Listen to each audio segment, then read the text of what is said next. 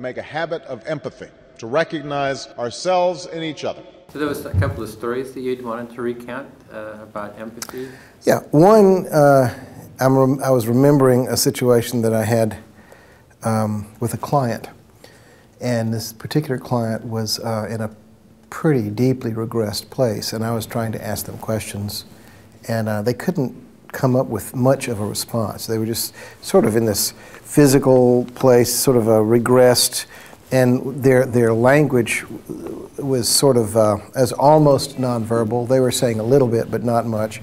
And as the therapist, I was getting a little bit frustrated because I was like, I'm not getting through. I'm not having an effect, and what's the barrier here? And I'm thinking that way. And it never got better, it didn't for a while, and then it dawned on me that, well, you know, I'm trying to push at them from my place, but I'm probably not really getting where they're coming from, or else I wouldn't be pushing. So I had the idea, and I said to them, because they were feeling the frustration too. I mean, they were feeling me trying to get at something or, quote, help them. So I said, I have an idea if you're interested. And they were interested. And I said, I don't feel like I'm really understanding where you're at. And I'm not communicating that well with you. And you seem to be having a hard time being able to respond to me. My idea would be this: how about if we trade places? And let me sit in that seat and sit in the position that you're sitting. Let my body go there. You're sitting in my place and you watch me, because you know what you're feeling when you're in this position, but I don't. But maybe if you're in the role of the therapist, you might have an idea of how the therapist could get through to you. And I would like to be in your position and get more of a sense of what it feels like to be in your position. Would you be open to that? And they thought I was a little odd, but were willing. And so then we literally physically traded places. I got on the sofa where it was, and I got in their position.